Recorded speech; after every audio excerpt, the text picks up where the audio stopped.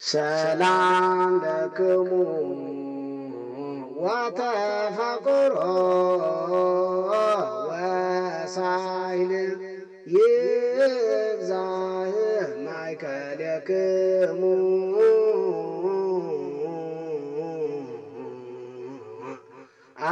አኀዊነ በኩሉ አስተፋጠንኩ ከመ እጽሐፍ ለክሙ በእንተ ሕይወተ ኩልነ እስመ ጽድቀ እጽፍ ለክሙ ጽውቀ ወአስተበቁዐክሙ ከመ ትትቀነይዋ ለእንተ ተውበት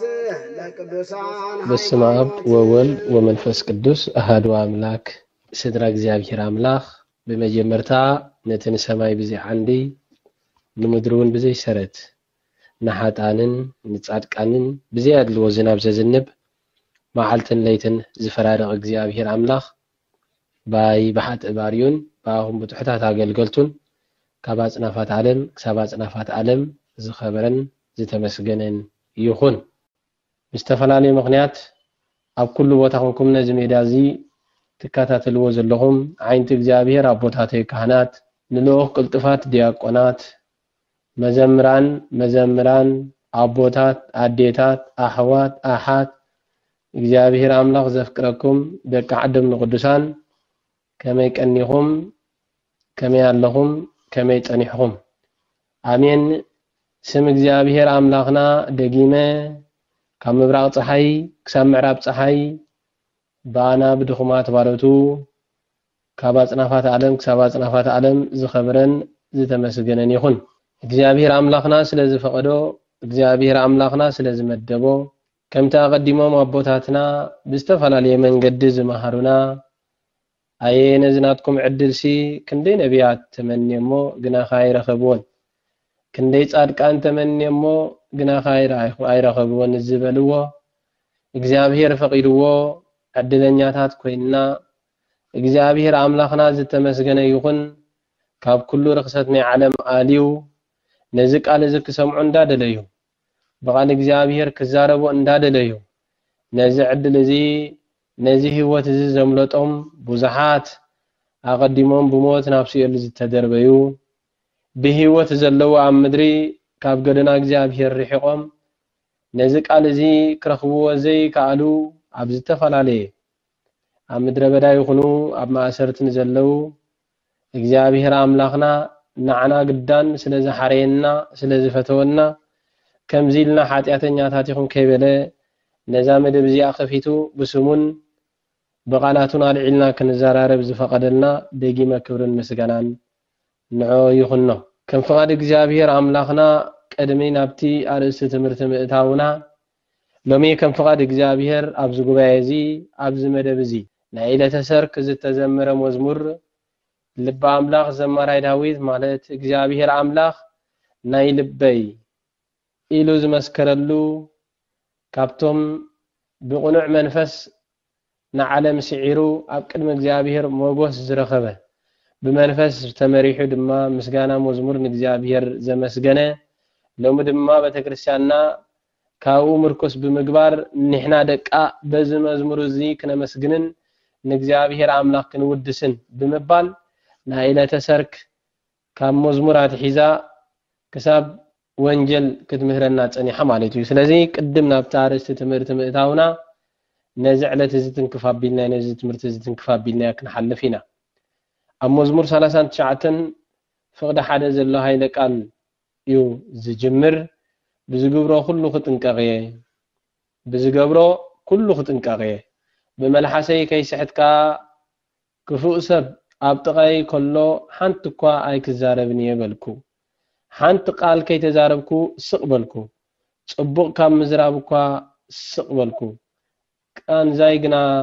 ገደደ። ስለ ቃሉ እግዚአብሔር አምላኽና ዝኸበረን ዝተመስገነን ይኹን። ስለዚ ልበ አምላኽ ዘማራይ ዳዊት ሎምን ዓይን ንዓኹም እንታይ ይብለና ኣሎ? ብዝገብሮ ኩሉ ክጥንቀቕ ጥንቃቄና አንንስቁምን በእን ሰርሖ በእን ዛረቦ በእን ጓዓዞ በእን ኸዶ ከመይና ኣብ ህይወትና ዘለና ጥንቃቄ ኣቦታትና ካብዚ ቃል ዝምርኩስ ብምግባር ኣብ ምሳሌ ክምስሉን ከለው ምስል ኣቦታት ወይ ምስል ብሂል ክዛረብን ከለው ቅድሚ ምዝራብካ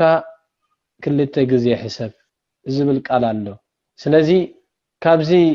ምርኩስ ብምግባር ኣብ እንጓዓዞ እንገብሮ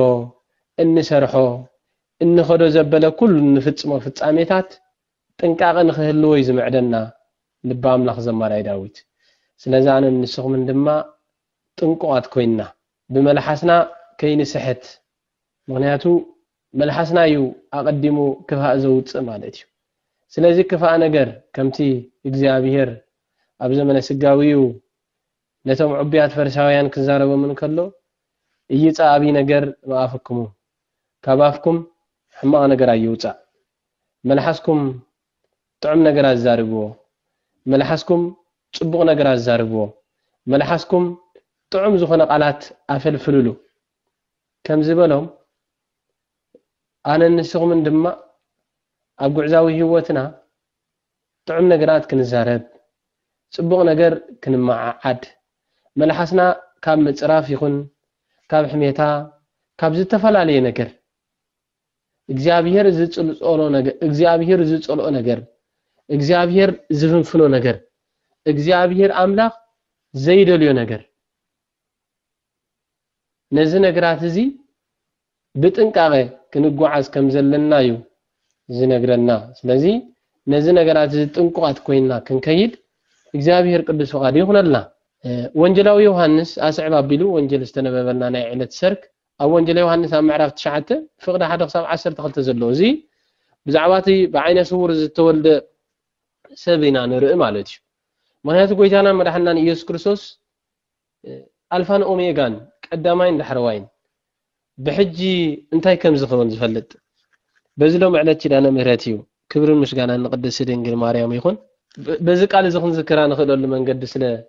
ዝዘከርክየ ዘኪርናያ ትዝገርም ኣብ ዕለቱ ስለ ዝኾነ ማለት እዩ ሕጂ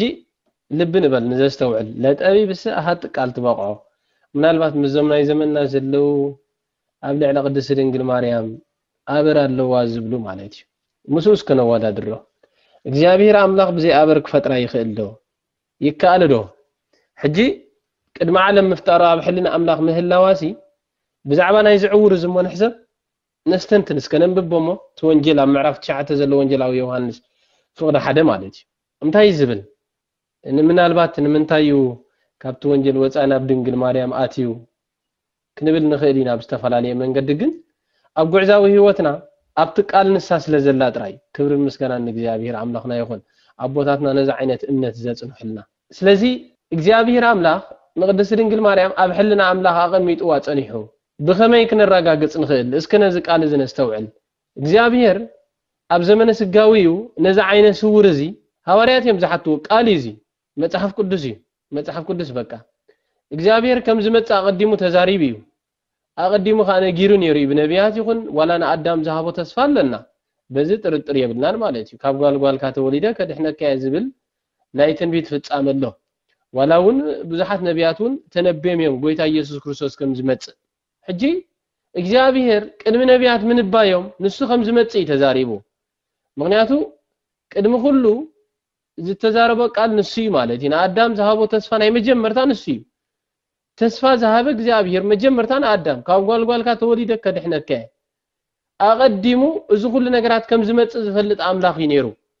እዚ ውድቀታት እዚ ከም ዝመጽእ ሰይጣን ከም ዝጋገ ንዑ ፈሊጡ ሲኦልን ገነትን ከም ዘዳለወ መላእክቲ ከም ዝጋገዩ ፈሊጡ ገነትን ሲኦልን ከም ዘዳለወሎም ንሶም ከም ዝጋገዩ ፈሊጡ ሰባት ክፈጥር ከም ዘለዎ ተኣማመነ ሰብ ምስ ፈጠረ ድማ እቲ ሰብ ንሱ ከም ዝጋገ ምስተጋገየ ድማ ንዑ ትኾኖ ጓል ሰብ ኣቐሚጡ ከም ዘሎ ነዚ ነገራት እዚ ብብዙሕ መንገዲ ተነጊርና እዩ ኣብዚ ቃል እዚ ግን እግዚአብሔር እቶም ሐዋርያት ቅርብ ኢሎም እንታይ ኢሎም እዮም ዝሓትዎ ዘለው እዚ ሰብ እዚ ዓይነ ስውር ኮይኑ ንኽውለድ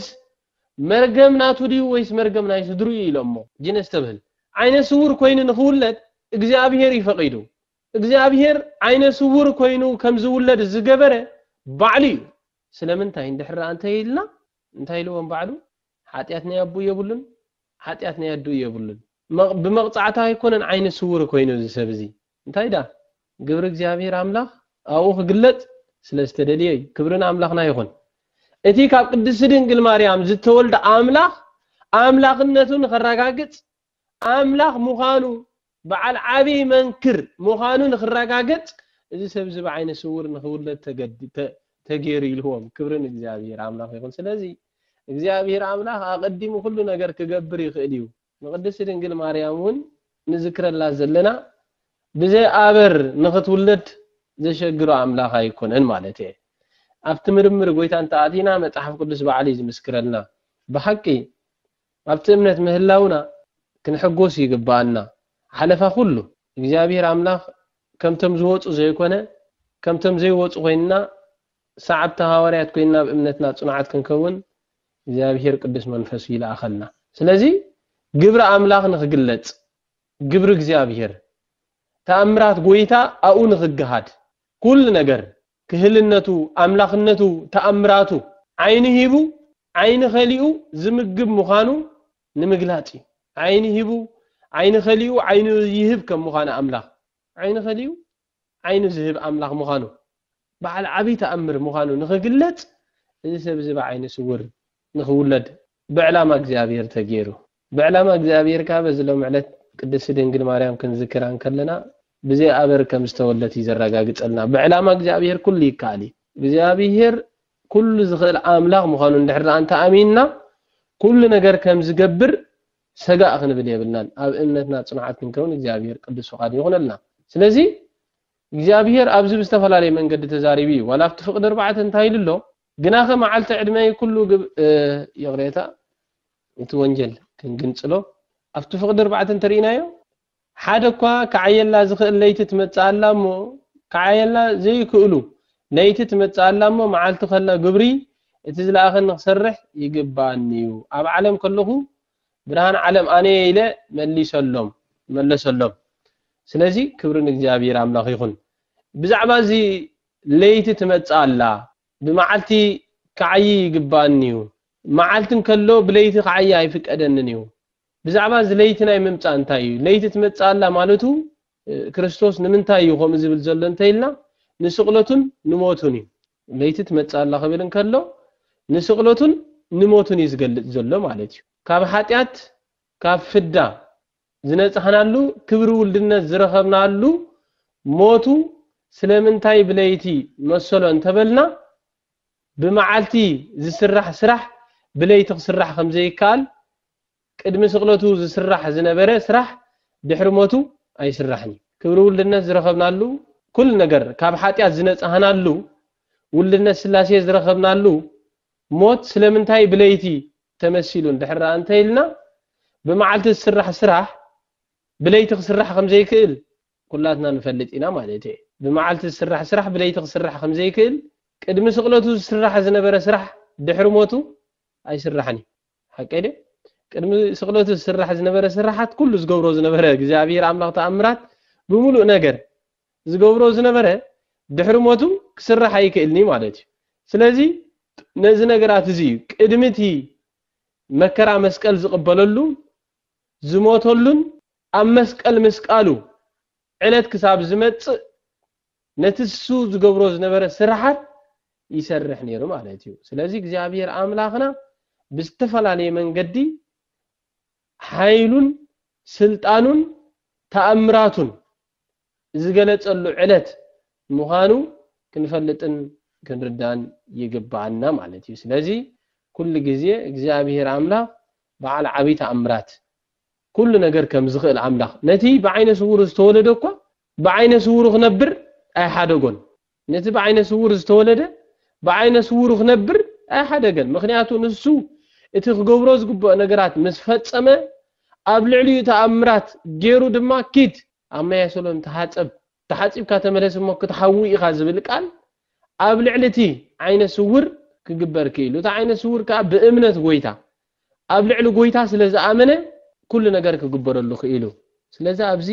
لو ما أنا نسخمن قال እግዚአብሔር ይነገረና አለው ቃል አምላክ ድማ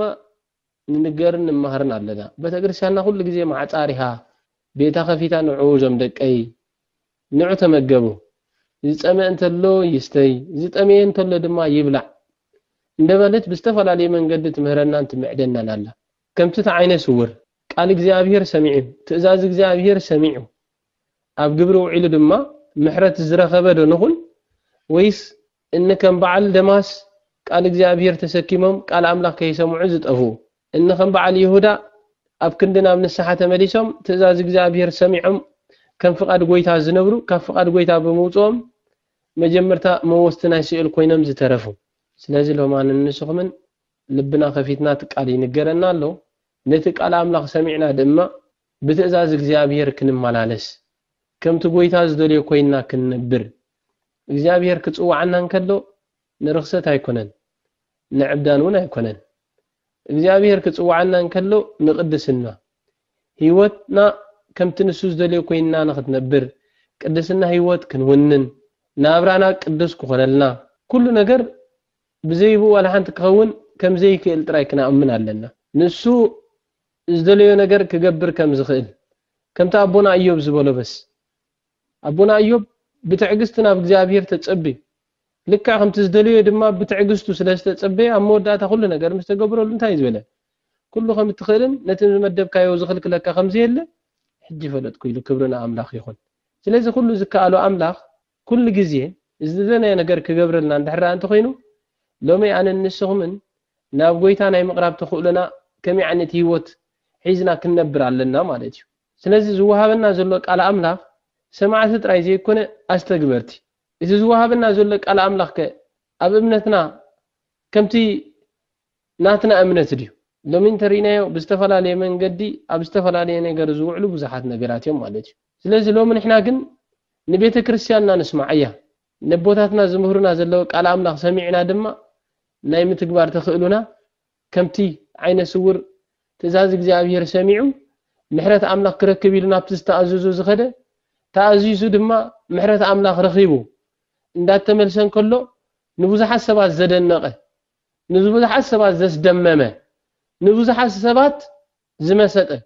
ዝዳኣተ ዓይነ ስውር ኮፍ ኢሉ ዝልምን ዝነበረ ደይኮነን ክሳብ ገሊኦም ተጠራጢሮም ቤተሰቡ ዘመዱ ሓው ኸውን ኣለዎ እንዳበሉ ዝተጠራጥርሉ ዘመን ነይሩ ሎሚ ኣብዚ ዘመን እዚ እንድሕር አንተሪና ኣብ ከምኡ ዓይነት ህይወት ኢና ዘለና ምክንያቱ እዚስ ኩኑዕ ካህን ደይኸውን እዚ ምህር ዘሎስ ናትና ደይኸውን እንዳበልና ነብረሉ ዘለና ዘመን እዩ ግን ብፍሪኦም ክነላልዮም ቀሊል ማለት እዩ ምክንያቱ ከምቲ ነታ ዓይነ ስውር ዘላለይዋ ኣብ መወዳእታ ሎሚ ድማ ንሕና እቲ ዝወሃበና ዘሎ ፍረ ቃል አምላኽ ካበየናይ ሰብ ወፂ ይንገረና ኣሎ ምስቲ እምነትና ዘማጣጥና ኣሎ ምክንያቱ ኩሉ ግዜ ቀዳምነት ክህሉ ዝግብኦ ወይ ድማ ክጸንዕ ዝግብኦ ነገር እንድሕር አንተልዩ እምነት እዩ እምነትና እንድሕር ከንቱ እንዳገበርና ንግዚያው ረብሓን ነብር እንድሕር አንተሊና ወእዝዳ ሓጋዚየ እንዲው እዝዳ ነታ ኣነ ዝጸልኦ ስለ ዝጸውዕ ሙስኡ ክጽጋዓለኒ እዚ ሓልየት ሰብ ዘለዎ እንዳበልካ እምነትካ ግን ሙስኡ ዘይሰማማዕን ከሎ ጥራይ ኣብ ጥቕምኻ ይሕግዘካ ስለ ዘሎ ኣብ ጥቕሚ ንትናትካ ጸግዕ ኮይኑ ይነብር ስለ ዘሎ ሙስኡ ተጸጊዕካ ክትነብር ማለት እቲ ዝኸፈ እዩ እግዚአብሔር ካብ ከምዚ ነገራት እዚ ይሰውረና ስለዚህ ኩሉ ግዜ ምሕረት እግዚአብሔር ክንገረና እንከሎ ትእዛዝ እግዚአብሔር ክመጻና እንከሎ ቃል አምላኽ ክንገረና እንከሎ ነቲ ዝንገረና ዘሎ ቃል ብጽሞና ብምክትታል ነቲ ዝተወሃበና ቃል ኣብ ልብና ናይ ምዕቋር ተኽእሎ ናይ ነፍስ ወከፍ ግደ ምዃኑ ፈሊጥና ነዚ ነገራት እዚ ኣብ ቅድሚ እግዚአብሔር እሙናትን ቡዓትን ኮይና ክንርከብ እግዚአብሔር መንፈስ ቅዱሱ ይላአኸና ስለዚህ ናይሎ ዕለት ወንጀል ዝነበረ ወይ መዝሙር ዝነበረ ነዚ ይመስል ስለ ቃላቱ እግዚአብሔር አምላኽ ዝኸበረን ዝተመስገነን ይኹን መበገሳ ኃይለ ቃልና ብርሃን ዓለም ናይ ዓለም ብርሃን ዝኾነ ሐዋርያ ቅዱስ ጳውሎስ ብመንፈስ አምላኽ ተመሪሑ ዝጻሓፈ ኃይለ ቃል ናብ ሰብኣ ገላትያ ኣብ ምዕራፍ 6 ፍቅዲ 14 ማለት እዩ ገላትያ ምዕራፍ 6 ፍቅዲ 14 ዘሎ قلنا معرف شدشه فقد 14 زلو مبجس حين قالنا انا غنا بتاغويتانان مدحنان ኢየሱስ ክርስቶስ ተሰቅለላ መስቀል እንተዘይ ኮይኑ አይ መካሕኒ ከመይ በዚ መስቀል እዚ ዓለም ኣብ ቅድመይ ሞትያ ኣነኻ ኣብ ቅድመ ዓለም ሞት ስለቃሉ እግዚአብሔር አምላኽና ዝኸበረን ዝተመስገነን ይኹን ብርሃን ዓለም ሐዋርያ ቅዱስ ጳውሎስ ናይ ዓለም ብርሃን ኢሉ እግዚአብሔር ዝመስከረሉ بحق زدنا قالي ምናልባት أزي قليل ኮይኑ ይስማዓና ኸውኒ ምናልባት أزي زدنا ግራ ይኮነን أزي እኳ ንኽትርድኦ ቀሊል ዝኾነ أزي እኳ በመስቀል ትምክሕትና ክኸውን ከም ዝግብኦ ምክንያቱ ብዝተፈላለየ መንገዲ ነዚ መስቀል እዚ ንምጥፋእ ካብ ቀደም ጥንቲ ጀሚሩ ዝጻዕር ዝነበረ እዩ ሕጅውን ኣሎ ሕጅውን ነዚ ዘጥፉ ብዙሓት ኣለው ንሽሙውን ኣሚነምሉ ሒዘሞ ዝኸዱ نسم نخرئيه خبلو زخدو بزحات كهانات يخونو نتمسكن زامنو تمثيلهم زخدو بزحات كم زلونا بزغزينا كنفلت انكرداني قبالنا مالتي تزقرم كن እግዚአብሔር መስገን ቀደም ወላኳቶም منافقان የምንብሎም ዝነበርና ኣብ ልዕሊ መስቀል ዝነበሮም ጽልኢ ብዘይ አፍልጦ መስቀል ረኹስዩ እንዳበሉ ዝኸዱ ዝነበሩ ሎሚ አቤቶም መስቀል ክስእሉ መጀመርም ክብርን እግዚአብሔር አምላኽና ይኹን تتريفهم زلوا مليهم كان أبتا زولدتهم إمنت نخمل سوق زابير منفذ قدس إلى آخره سلازي قدم بفلاي أبير تران كلنا بزحات منافقان تسيئم نيرهم بزحات بزعبات صار مسكل أي نسالمنينا مسكل رخوسيو مسكل نقويتا زي سقل مسكلنا شفاتو سلازغنا مسكلنا على رخوسي زبلو بزحات منافقان نيرهم نتمتصحف سلازي ينبوو يمكم زبلو نيرهم قدمنا شفاتو تاريخ سلازي صنحه شفاتو ترى مسقلولو زبل تاريخ سلازي سمعوا እቲ ታሪክ ካብቲ ቤተክርስቲያንና እንደሞሲ ደሞ ዝበዛሕ ፐርሰንት ተሪኻዮ ቤተክርስቲያንና ዘዕበየቱ አና ኣብ ኦርቶዶክስ ከለኹ ሳይፈልጥኒ ነይረ ኢየሱስ ክርስቶስ ኢየሱስ ምዃኑ ዘፍለጠቶም ኦርቶዶክስ አይት እምነትን ከላኳያ አይፈልጥኒ ነይረም ኢሎም ይወጹ እቲ ንሳ ዝማሃረቶም ትምርትኻ ኣብ ማስሜዳ ደው ኢሎም ወይ ድማ ኣብ ዝተፈላለየ ቤት ኮይኖም ክምህሩ ልኻ ትሪኦም ማለት እዩ እግዚአብሔር ካብ ከም ዝነገራት እዚ ይሰውረና ስለዚ እዚ ዓይነት አንፈት ነይርዎም ብዘይ ምፍላጦም دحر مصحف قدس مسنببو ግን ان كم بعل برهان علم حواري قدس باولوس تمكحتنا مسقل كخون الله مسقل ممكحنا هيوتنا يو انا يزبل زلو انا يزبل زلو اسك انا نبل انا منبل لومي سب قلبوتي مكح خون خالي لومي سب هابتو مكح خون خالي لومي سب بوليتيكا مكح خوني لومي سبب لعل سبي مكح تمكحت خلو خالي خوني برهان علم حواري قدس باولوس ግን أنا يبلالو أنا جنايز بالزلم بتا قويتا يسوع كريستوس تسأل الله مسكن تزي كوينو بخال أي مكحني بخال أي مكحني له كبرنا أملاخنا يغن اسكلب بنبل نستوعب اسكنستنتن كاسكي مسكن أبيه وتنا معرخ ندي تراي زلو لو من مسكن لاب كسادنا نغنا أسر بزحات سبات كسادنا زبلاش ونا خوينو زسمعنا كندينا نتزبلج لج نجراب كسادنا نغنا أسرو جن سكفتا زبالي يبلنا ونياتو قدامو ملكعنا سب كريلنا نمبر وشتاو صبغنا املاح كريلنا إلا حسبنا ينفلتنا ስለዝኾነ ድማ ነቲ መስቀል ጎይታ ማዕተብ ኣብ ክሳድና ምእሳርነት መከራ መስቀል ኣብ ክሳድና ብምእሳር ዘሰክፈና ነታ ማዕተብ አውጪና ነታ ማዕተብ ነታ መስቀል ኣሲራታ ዘላ አልጊስና ግን ዘብለጭልጭ ነገር ንገብር ክንደይ ሰባቲና ነፍስ ወከፍና ነፍስና ንሕተት ማለት እዩ እግዚአብሔር ግን ካብ ከምዚ ነገራት እዚ ይሰውረና ጳውሎስ ዝብል ዘሎ በታ ጎይታ ኢየሱስ ክርስቶስ ዝተሰቅለላ መስቀል انت زي كوينو بخالق اي مكحني مسقل كميلو بز مسقل ازي علم اب قدمي موتيا رايومو اتا اب علم زل صبقه ولا منستفل اتا اب علم زل هفتم ونرايو اتا اب علم زلو ملكعنا علم ونرايو እግዚአብሔር ዝፈጠሮ بز مسقل ازي اب قدمي علم انت يعيلوا موتيا يعيلوا كمي يريز مسقل زرخص كخون زخل ابز غزي ازي اذا قال زخ نبينا كنسدو ምናልባት ቅድሚ ጎይታናን መድኃኒናን ኢየሱስ ክርስቶስ መስቀል ሸፋቱ ይስቀሉሉ ነይሮም ክኾኑ ይኽእሉ እዮም ዝተሰቅለላ መስቀል ጎይታ ግን ኣብ ህይወትና ዓቢይ ታር ኣለዋ ኣብ መስቀል እዩ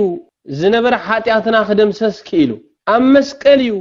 ህይወትና ህይወት ክህልዎ መቅረት ክገብር ህይወትና መስቀል እዩ ብመስቀል ይተረኺቡ ስለዚ መስቀል ጎይታናን መድኃኒናን ኢየሱስ ክርስቶስ ኣብ ህይወትና ማዕረኽ እንደይ ታራ ከም ዘለዎ ክንፈልጥን ክንርዳእን ይግባአና እስከናብቲ ታሪክ ንመስለስ ጎይታ ኢየሱስ ክርስቶስ ምስተሰቅለ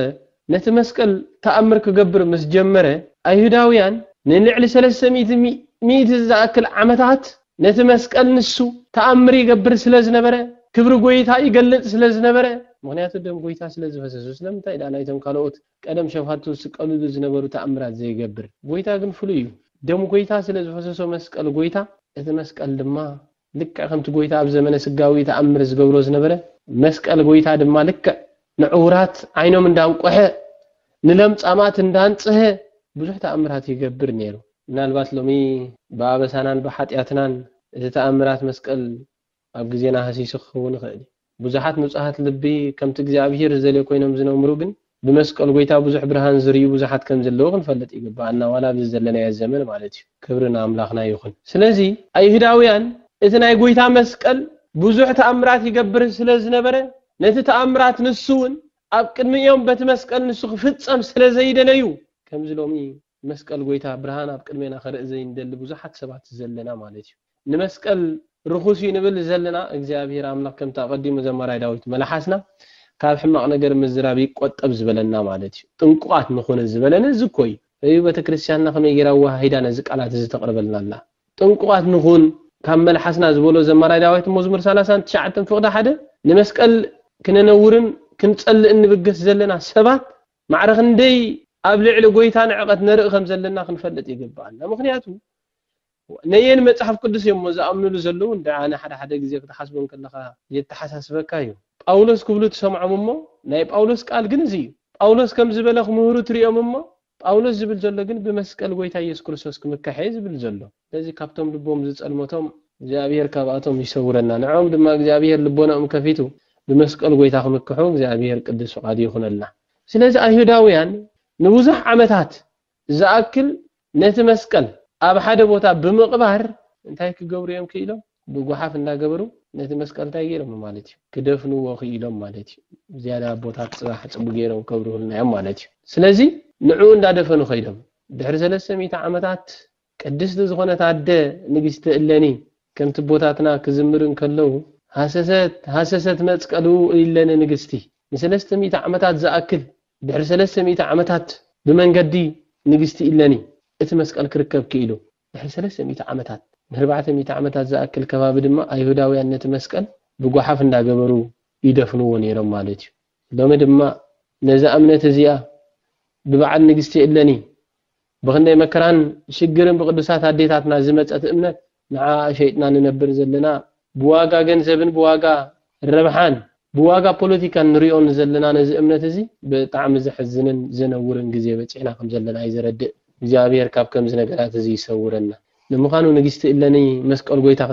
ንኽትረክብ ዚ አይሁዳዊት ደኾይና ነይራ ትኸውን ኣውደ ነይራ ዓዳ ኸውን ምክንያቱ መስቀል ጎይታ ንኩሉ ዓለም ናይ ኩሉ ዓለም መድሕን እዩ መስቀል ጎይታ መግለጽ ናይ ፖለቲካ ኣይኮነን መስቀል ጎይታ መስቀል ካሒስካ ፖለቲካ ትዛረበሉ ኣይኮነን መስቀል ጎይታ ተኣምራት ዝፍጸመሉ መስቀል ምዃኑ ክንፈልጥን ክንርዳእን ይግባአና መስቀል ጎይታ ንኣሕዛብ ዝባርኽ ዘኣንበር ንሰባት ዝውግን ንሰባት ክሕጉስ ኢሉ ዝተረኽባ ኣይኮነን ብቅድስቲ ኢለኒ ድሕሪ 300 ዓመታት ዝረኸበቶ ማለት እዩ ሎሚ ከም አይሁዳውያን ከይንኸውን ክንጥንቀቕ ይግባአና ቀደም አይሁዳውያን እንዳተባሃሉ ሓሊፎም እዮም ሎሚ ኤርትራውያን ዝበዝሕና አይሁዳውያን ኮይና ተሪፍና ከም ዘለና ክንፈልጥን ክንርዳእን ይግባአና ብዙሓት ፈሪሳውያን ንጎይታ ይቃወሙ ነይሮም ብዙሓት ካህናት ተመሲሎም ፈሪሳውያን ዝርከብሉ ዘመን በፂሕና ኣለና ብዙሓት ንእምነቶም ዘቃሽሹ ካብ እምነቶም ወፂኦም ብእምነት ዝሽቅጡ ንመስቀል ጎይታ ሒዞም ክብሪ ጎይታ ዝቕንሱ ክብሪ ቅዱሳን ዘይኣምኑ ክብሪ መስቀል ንሰባት ከም መስዓብ ዝጥቀምሉ ጥራይ ብዙሓት ኣብ ዘመንና ፈሪዮም ከም ዘለዉ ክንፈልጥ ይግባአና ስለዚ መጽሓፍ ይሁዳ ነዚ ሐዋርያ ይሁዳ ጥንቅቕ በሉ ተጠንቂቅኩም ራእይዎም ብፍሪኦም ክተላልይዎም ይኹም እንዳበለ ዝመሃደናን ዝመዓረናን ማለት እዩ ስለዚ ነቲ ማዕዳን ንሱ ንኽነቕልብ እግዚአብሔር ጸጋ መንፈስ ቅዱስ ይልኣኸልና ስለዚ ቅድስቲ ኢለኒ ድሕሪ 300 ዓመታት ነዚ መስቀል እዚ ክትረክብ ኣብቂዕዋ ነዚ መስቀል እዚ ንኽፈሓር ነዚ መስቀል እዚ ንኽትረክብ እግዚአብሔር ብቕኑዕ ልቢ ብቕኑዕ መንፈስ ስለ ዝተበገሰ ጥራይ ኣብ በጎልጎልታ መካን አይሁድ ዘደፈኑ ተረክበ ዮም መስቀል ተባሂሉ ማለት እዩ ኣብ ጎልጎልታ ተደፊኑ ዝነበረ መስቀል ብቅድስቲ ኢለኒ ተበጊሱ ንነዊሕ ዓመታት ተሰዊሩ ዝነበረ እዛ ቅድስቲ ኣደ እዚኣ መስቀል ጎይታ ክትሃስስ ክትረክብ በቂዓ ማለት እዩ በጎልጎልታ መካን አይሁድ ዘደፈኑ بغلغلتا مكان አይሁድ ዘደፈኑ ተረክበዮም እፀ መስቀል ተረክበዮም እፀ መስቀል ተረክበዮም እፀ መስቀል ተረክበዮም እፀ መስቀል ኣብ ጎልጎልታ መካን ዝደፈኑ አይሁድ ቅድስት አዴና ኢለኒ ናይ መስቀል ጎይታ ክትረክብ በቂዓ ማለት እዩ ስለዚህ አነ ንስኹም ድማ ነዚ ዝተረክበልና ምናልባት ብዙሓት ሰባት ኣብዚ ግዜ እዚ እሞ አቤላታ ጎስታ መስቀል ዝተሰቅለላ ንሳ እንተልያ ንዓቕና ኣምን ኢና ዝብል ኣይሳንን እዮም ኣለውኻ እታ ጎይታ ኢየሱስ ክርስቶስ ዝተሰቅለላ መስቀል ኣባ ጥራይ ንሳ ሓንቲ መጽሐፍ ቅዱስ እንዲያ ቀደም ተጻሒፋ ስለምንታይ ተቀዳሚት መጽሐፍ ቅዱስ ጥራይ ዘይተድሊ ስለምንታይ መጽሐፍ ቅዱስ ንሰብነና ትሒዝሎ ማለት እዩ ነዚ መልስ ከይምልስ ወዶ ሓንቲ መጽሐፍ ቅዱስ ያ ቀደም ተጻሒፋ ክልተ ይኮነን ታ መጽሐፍ ቅዱስ ግን እንዳተባዝሕት ከይዳ አይኮን እንዲ ስለምንታይ ሓንቲ ዘይትኸውን ታ መጀመርታ ዝተጻሕፈት መጽሐፍ ቅዱስ አቤላ ታ መጀመርታ ንሳ ጥራይ ዘይትኸውን ተበልናዮም ከዳ እንታይ ክብልዮም ማለት ግን ኣብ መጽሐፍ ቅዱስና ካለ ማለት ብዛዕባ መስቀል መመኪሕና ክኸውን ከም ዘሎ ልክዕ ንኹሉ አማኒ ነቲ መስቀል ብኸም ዓይነት መሰረት ቅዱሳን አቦታትና ብመንፈስ እግዚአብሔር ተመሪሖም ካብዚ መበገስ ብምግባር መስቀል ጎይታ መመኪሕና ምዃኑ ስለዝኣመኑ ነፍስ ወከፍ ሰብ ኣብ እምነቱ ነቲ መስቀል ጎይታ ብማዕተብ ገይራ ኣብ ክሳዱ ኣሲሩ ክኸይድ ምልክቱ እዚ መስቀል ክነኣስርን ከለና መስቀል መከራዩ ስለዚህ እቲ ጎይታናን መድሓናን ኢየሱስ ክርስቶስ ኣብ ቀራንዮ መስቀል ተሰቂሉ ዝረኸበ መከራ ኣብ ክሳድና ኣሲርና ንዑ እንዳዘከርና ንምኽያድ ብምባል ማለት እዩ ስለዚህ ሎሚ ኣነ ንስኹምን ኣብቲ ናይ ጎይታናን መድሓኒናን ኢየሱስ ክርስቶስ መስቀል ተመካሕቲ ክንከውን እዩ ብርሃን ዓለም ሐዋርያ ቅዱስ ጳውሎስ ዝነግረና ዘሎ ወላ መዝሙር 60 ድሕራ እንተሪና ፍቅድ 4 እንታይ ዝብል ዝባ ኣምላኽ ዘማራይ ዳዊት ወወሃብከሙ ትእምርተ ለይፈርሁከ ከም ዝበለ እንዳበለ ዝዘመረ ትንቢት ኣሎ ኣብ መዝሙር 60 ዘላ ኃይለ ቃል ማለት ፍቅድ 4 ትቃለ ከምዝ እንዳበለ ይዝነግረና ልባ ኣምላኽ ዘማራይ ዳዊት ማለት ካፈላጥ ጸላይ ምእንቲ ክድሕኑ ነቶም ዘፍርሑካ ሰንደቅ ዕላማ ሃብካዮም ካብ ናይ ጠላዚ ነገራት ካብ ሕማቅ ነገር ንኽንድሕን ካብ ናይ ጠላእ ሰናያት መድሓኒ ዝኾነና ንዖም ነቶም ዘፍቅሩኻሲ ሰንደቅ ዕላማ ሃብካዮም ሰንደቅ ዕላማና መስቀል ይናዕና መመኪሕና መስቀል ይናዕና ሰንደቅ ዕላማ ብጎይታናን መድሓናን ኢየሱስ ክርስቶስ መስቀል ተዋሂብና መቸም ንሓንቲ ሃገር ሰንደቅ ዕላማ ኣለዋ መለለይ ሓቀ ሰንደቅ ዕላማ ኣለዋ መለለይ ሓንቲ ሃገር ንነፍስ ወከፈን ሃገራት ማለት እዩ ንዓና ንኣመንቲ ኦርቶዶክስ ድማ መለለይ ኣለና እግዚአብሔር ኣምላኽ ዝሃበና ብልባ ኣምላኽ ዘማራይ ዳዊት ካብ ናይ ጠላእ ሰናያት ንኽንድሕን ነቶም እነፍቅሮ መለለይ ዝኾነና ሰንደቅ ዕላማ ሂብና ይሱኻ መስቀል ማለት እዩ ስለዚህ መስቀል ጎይታ ኣብ ህይወትና ማዕረኽ እንደይታራ ኣለዎ ምክንያቱ ኣብ መስቀል ኩሉ ሽግርና ተቐንጢጡ ኣብ መስቀል ኩሉ ህይወትና ህይወት ረኺቡ ኣብ መስቀል ድማ በአዳም መጪ ዝነበረ ኃጢአት ካብ ዓለም ሙሉእ ዝደምሰሰ ኣብ መስቀል ድማ ጎይታናን መድሓናን ኢየሱስ ክርስቶስ ዝነበረ ኩሉ ናይ ዕዳደም ዝደምሰሰልና ምክንያቱ ሐዋርያ ቅዱስ ጳውሎስ ንሰብኣ ኤፌሶን ኣብ ምዕራፍ 2 ፍቅዲ 11 ክሳብ 18 ዘላ ኃይለ ቃል ሚዕድዎም ኣሎ ብዝተፈላለየ መንገዲ እንዳገበረ ኣብ ምዕራፍ 2 ካብ ፍቅዲ 11 ክሳብ 18 ዘላ ኃይለ ቃል ኩሉ እቲ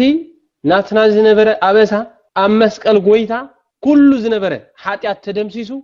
ንሕና ሰላም ከም ዝረኸብና ንሕና ህይወት ከም ዝረኸብና ንሕና ናጽነት ከም ዝረኸብና ንሕና ኩሉ ነገር ዝነበረ ኣበሳ ከም ዝተደምሰሰልና ሐዋርያ ቅዱስ ጳውሎስ ኣብ ኤፌሶን ካብ ምዕራፍ 11 ክሳብ 18 ኃይለ ቃል ገሊጽዎ ኣሎ ኣብ ፍቅዲ 16 ካብቲ ምዕራፍ ሱኸይ ወጻና እንድሕር እንተሪና እንታይ ኢሉ ኣብ መስቀል ተሰቂሉ ብምማቱ ነቲ ጸላኢ ደምሰሶ ኣብ ምዕራፍ 2 ዘሎ ፍቅዲ 16 ብፍላይ እንተሪና እንታይ ኢሉ ኣብ ምዕራፍ 2 ፍቅዲ 16 ኣብ መስቀል ተሰቂሉ ብምማቱ ነቲ ጸላኢ ደምሰሶ ንኹላቶም ሓደ ብምግባርካ በመስቀሉ ምስ ኣምላኽ ኣተዓረቆም ክምርና ኣምላኽና ይኹን ነቲ ዝነበረ ጽልኢ ነቲ ዝነበረ ኣበሳ ኣብ ምንታይ ደምሲስዎ ኣብ መስቀል እዩ ስለዚህ ህይወትና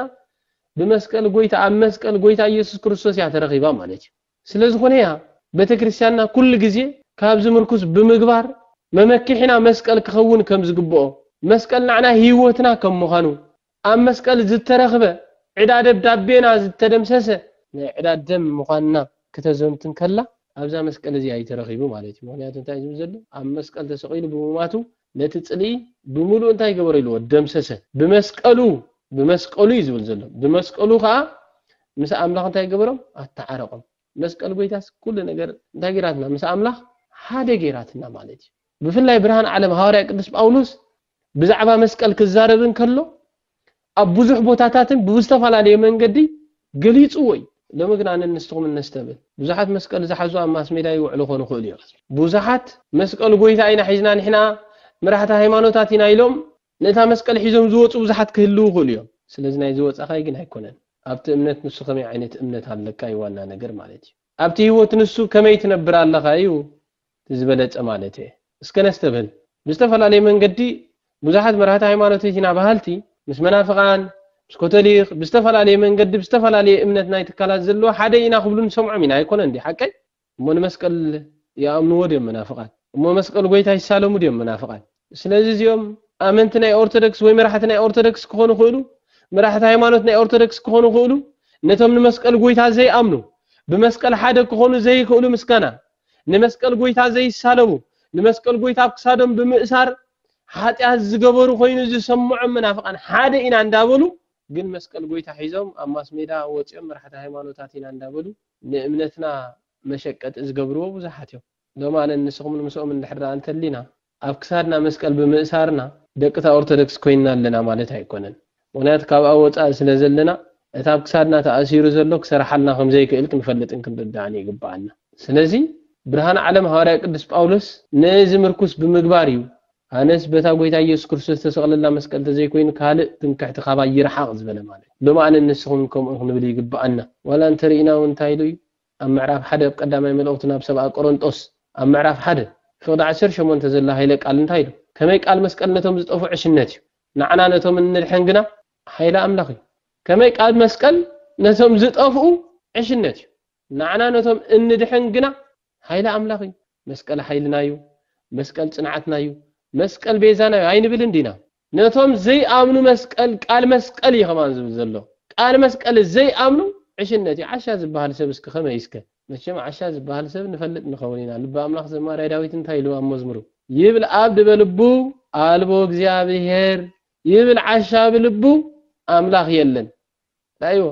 ሐዋርያ ቅዱስ ጳውሎስ ዝብል ዘሎ ከመይ ቃል መስቀል ነቶም ዝጠፍኡ ዕሽነት እዩ ምክንያቱ መስቀል ዘይኣምኑ እንድሕራ እንተ ኮይኖም ብመስቀል ዘይምኩሕ እንድሕራ እንተ ኮይኖም ኣምላኽ የለን እዮም ዝብሉ ዘለዉ ይዝብለና ዘሎ ምክንያቱ ልበ ኣምላኽ ዘማርያ እንታይ ይብል ዓሻ በልቡ ኣምላኽ የለን ዓሻ ሰብ ጥራይ ኣምላኽ የለን ዝብል ስለዚ ወገናተይ ነስተውዕሉን ንማንም ሰብ ስኢልና ዓሻ ኢልና ይንጻረፍ ዓሻ ዝበሃል ሰብ በኣምላኽነት ጎይታ ኣምላኽ ምዃኑ ዘይኣምን ኣምላኽ ከም ዘሎ ዘይቅበል ሰብ ጥራይ ዓሻ ዝበሃል ስለዚ ነዚ ኢና ይጻ ኣቢ ነገር ማኣፍኩም ካብ ኣፍኩም ሕማቕ ነገር ኣይውጻእ ዝበልና ማለት እዩ ስለዚ ንመስቀል ጎይታ ዘይቅበሉ ኣምላኽ የለን ይብሉ ምዃኖም ክንፈልጥ ክንግባአና ንመስቀል ጎይታ ብዘይ ምቕባሎም ይጠፍኡ ከም ዘለዎም ይዝገልጽ ዘሎ ማለት እዩ እስኪ ከም ዝጠፍኡ ዘለዉ ናይ መወዳእ አልሐቃልና መረጋገጽ ለና ዶ እወ ሐዋርያ ቅዱስ ጳውሎስ ብዙሕ መንገዲ ምሂርናን ምዒድናን መስቀል ንዓና ኃይልና ምዃኑ መስቀል ንዓና ጽንዓትና ምዃኑ መስቀል ንዓና ቤዛና ምዃኑ መስቀል ንዓና በጃና ምዃኑ ብዝተፈላለየ መንገዲ ምሂርና ብዝተፈላለየ መንገዲ ኣረዲእና ስለዚ እንታይ ዘሎ ከመይ ቃል መስቀል ነቶም እንኣምን ነቶም ዘይኣምኑ ዕሽነት ይልዎም በቃ ነቶም እንኣምን ግን ኃይለ ኣምላኽ ይብለና ኣሎ ወላውን ከይወፀን ከሎ ናብ ሰብኣ ፊልጵስ ምዕራፍ 3 ፍቅዲ 18 ዘላ ሃይለ ቃል ንገንዘብ ሐዋርያ ቅዱስ ጳውሎስ ኣስፊሕ ይገልጽልና ኣሎ ምክንያቱ ብዛዕባ መስቀል ብብዙሕ መንገዲ ከም ዝገለጸ ይዝገልጽ ዋላ ብዛ ቃል እዚኣ እንታይ ዝብል ኣብቲ ቃል ንሱ ኣብ ምዕራፍ 3 ፍቅዲ 18 ዘላ ሃይለ ቃል እንድሕራ እንተሪኢና ከምዚ ክብል ይዛረብ ከመይ ኢሉ ከምቲ ብዙሕ ግዜ ዝነገርኩኹም ራይዎ ከምቲ ብዙሕ ግዜ ዝነገርኩኹም ኢሉ ይዝጅምር ዘሎ ብዙሕ ግዜ ብዛዕባ መስቀል ተዛሪብና ብዙሕ ግዜ ንመስቀል ዘይኣምኑ ንግዚያዊ ረብሓ ይነብሩ ከም ዝነበሩ ይነብሩ ከም ዘለዉ ብብዙሕ መንገዲ ምሂርና ነጊርና ስለዚ እንታይ ዝብል ዘሎ ከመይ ኢሉ ከምቲ ብዙሕ ግዜ ዝነገርኩኹም ሕጂ ኸ ይብል ኣሎ ራይዎ ሕጂ ኸ እናነባዕኹ ዝነግረኩም ዘለኹ ራይዎ እስኪ ነስተብህል ልብ ህዝቢ እግዚአብሔር ኣምላኽ እናነባዕኹ ዝነግረኩም ዘለኹ ይብሎም ኣሎ ሰብኣ ፊልጵስ እዚ ቃል እዚ ንዖም ጥራይ ዘይኮነ ተጻሒፉ ተሪፉ ንዓና ከላይ ማለት እዩ ምክንያቱ ኩሉ ተጽሕፈ ለተግሳጽ እዚኣነ ተጽሕፈ ኩሉ ዝተጻሕፈ ኣብ መጽሓፍ ቅዱስ ንዓና ንትምህርትና ንተግሳጽናኒ ስለዚ ብርሃን ዓለም ሐዋርያ ቅዱስ ጳውሎስ ድማ ነዚ ቃል እዚ ኣቀዲሙ ዋላ ንሰብኣ ፊልጵስ እንተጻሕፈሎም ኣቀዲሙ ዋላ ነዚ መልእኽቲ እዚ እንተተዛረቦ لو ما أنا نسخم من دم نزق على زي تماهيرنا كم تنعقم بوزح من قدي زنقركم زلوا خزبولهم كم تنعقم حجها إندانا بعهون بعتين دافسسكو يزاربكم الله خيلوهم لو ما دم እግዚአብሔር አምላክ إذا قال زندانا بعه ينقرنا يمعدنا نالو لزهار يقدس باولوس انتي يزبل زلو كميلو كم تبوزح غزي زنقركم حجها إنانا بعه زنقركم زلهم بزحات صلاة مسقل ክርስቶስ ኮይኖም ይነብሩለው ብዙሃት ጸላአት መስቀል ክርስቶስ ኮይኖም ይነብሩለው ራእዩ ወገናተይ እንዳነ በዕስ ተዛርቦ ቃል ይዚ ካውሽጥ ልቡ ተሰይሩ መንፈስ እግዚአብሔር አውሽጥ በመሕዳር ምግያ ጽንባዓት ዘይኮነ ሰብ ክሪእሉ ዝነውዕ ንባዓት ዘይኮነ እግዚአብሔር አምላክ ከሐጎሰሉ መንፈሱ አብቅም እግዚአብሔር መስዋዕቱ ቅቡል ኮይኑ ዝተዛርቦ ቃል ስሙር ኮይኑ ምን ትቀርብ እንዳነ በዕ ዝተዛርቦ ቃል ብዙሃት ጸላአት መስቀል ክርስቶስ ኮይኖም ይነብሩለው ይልዎም ለው ድማ ነዚ ቃል እዚ ንዓይን ንዓኹምን ይንገረናል ብዙሃት ጸላአት መስቀል ክርስቶስ ኮይኖም ዝነብሩ ዘለው ብዙሃት ማዕለያ ዘይብሎም ሰባት አለው በተክርስቲያንና ካብዚ መጽሐፍ ዝምርኩስ በመግባርያ ንመስቀል አተኩሮት ገብረሉ ወገናተይ ስለዚህ በተክርስቲያንና ንመስቀል አተኩሮት ገብረሉ ጸላኢት መስቀል ኮይና ምእንቲ ከይትርከብ ንናይ መስቀል ጎይታ ተጻራሪት ኮይና ምእንቲ ንኸይትርከብ ምዝ መጽሐፍ ዝውን ምስናይ ምእንቲ ንኸይተአቢ ነቲ መስቀል ጎይታ አብይ ወደቅ ሰባት አብይ ታራ ከም ዘለዎ ጌራት ምህረሉ ካብዚ መጽሐፍ እዚ ሐዋርያ ቅዱስ ጳውሎስ እንዳነበዕ ዝማሃረና ትምርቲ ምርኩስ ብምግባር ናዕናና አመንታ ድማ በኸምዝ መንገድ ዝማሃረትና አብ እምነትና ድማ ጸኒዕና ንኽትከይድ ኩሉ ግዜ ትላበውና በቅዱሳን አቦታትና እንዳተነግረና ዝኽየድ ዘሎ ቃል ማለት አብ እምነትና ክንጸንዕ እግዚአብሔር ቅዱስ መንፈስ ቅዱስ ይላአኸልና ስለዚህ ብዙሃት ጸላአት መስቀል ክርስቶስ ኮይኖም ይነብሩለው ይሉ ስቃ ይበለን ብዙሃት ጸላአት መስቀል ክርስቶስ ኮይኖም ይነብሩለው ይሉ ስቃ ይበለን ብዛዕባ ዚኦም እንደገና ስፊሕ ትሕት ይል ገሊጽወሎ መወዳእቶም ጥፋት ይሉ መወዳእቶም ጥፋት ይሉ አምላኾም ከብዶም ራይዎ ንከብዶም ኢሎም ዝነብሩ ብዙሃት ካህናትን ዲያቆናትን ብዙሃት መዘምራትን ብዙሃት ምእመናትን አለና ብዙሃት አምላኾም ከብዶም መወዳእቶም ጥፋት አምላኾም ከብዶም ይብለናል ካብዞም አምላኾም ከብዶም ዝኾኑ መወዳእታና ጥፋት ከይከውን አፍታ ጽንዕትና ጽናፋዊትን ዝኾነት ኦርቶዶክሳዊት እምነትና የጽናዕና ክርስቶስ ስለዚህ አምላኾም ከብዶም ይሉ ክብሮቶም ድማ አብነብሮም በቃ እቲ ዝገብርዎ ዘብለጭልጭ ክዳን ሓፂር መፂር ቆራጽ መራጽ ንስይ ክብረትናቶም ብዛዕባ ክብረት መስቀል አይፈልጡን እዮም እዚ ናቶም ክብረት ከማቶም ከይንተርፍ ክንጥንቀቕ ይግባአና ወገናትና ክነስተውዕል ይግባአና ምክንያቱ ይሉ ትሕት ይሉ ሓሳቦም ካይሉ ምድራዊ ይልዎ በቃ ካብ ምድሪ ዝሓልፍ ሓሳብ አይኮነን ስለዚህ ነስተውዕል ብዙሃት ካህናቲና ባህልቲ መስቀል ሒዝና ማስ ሜዳ ንውዕል ዘለና ሓሳባትና ሓሳብ ምድሪ ኮይኑ ከይተርፍ ንአመንቲ ድማ ንኸይነጥፍ ሎሚ ቅዱስ ቤተክርስቲያንና ናብታ እምነትኩም ተመለሱ ትብለናላ ናብኣ ክንምለስ እግዚአብሔር ጸጋ መንፈስ ቅዱስ ይላአኸልና ሓሳቦም ከዓ ምድራዊ ይሉ ንሕና ግና ይሉ ሃገርና ኣብ ሰማያት እዩ ካብኡ ድማ ንመድሓኒናን ጎይታናን ኢየሱስ ክርስቶስ ንጽበልና ክብርን እግዚአብሔር አምላኽና ይሁን ስለዚህ ከም ሐዋርያት ከም ብርሃን ዓለም ሐዋርያ ቅዱስ ጳውሎስ ሓሳባትና ወይ ድማ ሃገርና ሰማይ ክኸውን ኣለዎ ምድራዊ ሃገር አይንሕሰብ ምድራዊ ሃገር ሓላፊ እዩ ምድራዊ መሬት ሓላፊ እዩ ምድራዊ ምድሪ ሓላፊ እዩ ሃገርና ግን ሃገር ሰማይ ክኸውን ኣለዎ ሃገርና ምስ እግዚአብሔር ክኸውን ኣለዎ ምክንያቱ እንታይ ኢሉ ካብኡ ድማ ንመድሓኒናን ጎይታናን ኢየሱስ ክርስቶስ ንጽበልና ኢሉ ስለዚህ መስቀል ጎይታ ኣብ ህይወትና ዓቢይ ታራ ከም ዘለዎ አሚንና በመስቀል ጎይታ ክንመካሕ ከም ትንስ ዝበለና ጸላአት መስቀል ጎይታ ኮይና ከይንተርፍ ሓሳብና ድማ ምድራዊ ከይከውን አምላኽና ከብድና ከይከውን ሕፍረትና ድማ ሕፍረቶም ድማ ኣብነብሮም ኮይና ምእንቲ ከይነብር ከምቲ ብርሃን ዓለም ሐዋርያ ቅዱስ ጳውሎስ ናብ ሰብአ ገላትያ ምዕራፍ 6 ፍቅዲ 14 ዝጻሓፎ ክምካሕ እንድሕራተ ኮይነ በታ ጎይታ ኢየሱስ ክርስቶስ ተሰለላ መስቀል ተዘይኮይኑ ካልእትም ከሕቲ ካባይ ይርሓቅ ዝበሎ ካልእትም ከሕቲ ካባና ርሒቅና መመክሕና መስቀል ጎይታ ክኸውን መከላ መስቀል ኣብ ግዝባና ጽዒና ብርሃነ መስቀሉ ብድምቀት ከምቲ ቤተክርስቲያንና ብማህሌት በሓጎስ በደስታ ባህ በዘብል አይወስ ካብ መስቀል ንዮ ኩሉ ብርሃን ይዝመጽእ ነስተብህልሞ ቤተክርስቲያንና ከመጌራ ሰሪዓተላ ወርሃት ጽጌያት ይዝመጽእ ወርሃት ናይ ጽጌ ኣዝየም ባህ ዘብሉ ብርሃን ዝሓዙ ፍየርታት ዝበቕሉሉ ወርሃት አበይ ኣብ ብርሃነ መስቀሉ ስለዚህ ኩሉ ግዜ እዚ ወርሃት እዚ ዓቢ ወርሃት ምዃኑ أزي زدنا مخانو فريتنا بخمر عينة هيوت كنمرح بمسكال قويتا تمكحة خوينا كننبر እግዚአብሔር አምላክና ቅዱሳን ዝረደ ለምድማና አይና አኹምን ይርዳና አብታት ጽናፋዊትን ሐዋርያዊትን ዝኾነት ኦርቶዶክሳዊት እምነትና ድማ እግዚአብሔር የጽናዓልና አውደ ዓመትና ይባርከልና አውደ ዓመትና ይቀድሰልና እግዚአብሔር ከምዝና ዓበታ በሰላም በደስታ በሐጎስ በፍስሐ በመትኻብ የጽንሐና ንዓመታ ኣብ እምነትና ጽኒዕና ምፍላይና ብቂዑ ሓድነትና ናብታ ጽናፋዊትን ሐዋርያዊትን እምነት ጠርኒፉ ካብ ኣኸይ ወፃና ዘለዓለማዊ ህይወት ክንሓርግ እግዚአብሔር አምላክ ቅዱስ ፈቃድ ይኹነልና ንዓመታ ድማ በሰላም በፍቅርን በሓድነት የጽንሐና ስለቃላቱ እግዚአብሔር ዝኸበረን ዝተመስገነን ይኹን ስለተጽኒልኩም ሰማዕኹም እግዚአብሔር ኣብተወትርን መዓልታውነት ትገብርዎ ጾምን ጸሎትን ጽኒል ይስማዕኹም ስብሐት እግዚአብሔር ልዑል ወለወላዲቱ ድንግል ወለመስቀሉ ክቡር አሜን ይታኩት ወሰባ ስሙን እግዚአብሔር አምላክነ ወትሮ በኩሉ ጊዜ ወበኩሉ ሰዓት አሜን ሰላም ለክሙ ወተፋቅሮ ወሳይል ይብዛህ ማእከለክሙ